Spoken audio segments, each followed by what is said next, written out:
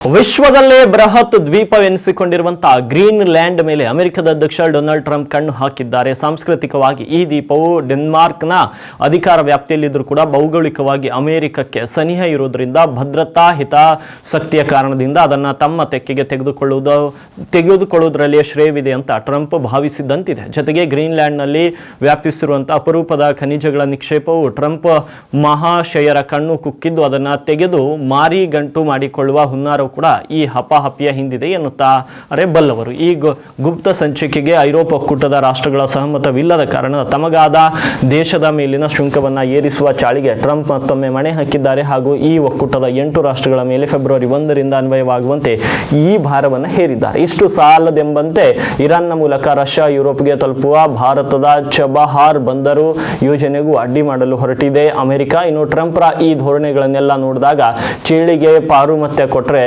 ಜಾವಕ್ಕೆ 4 ಸಲ ಕುಟ್ಟುತ್ತೆ ಎಂಬ ಮಾತು ನೆನಪಾದ್ರೆ ಅಚ್ಚರಿಯೇನಿಲ್ಲ.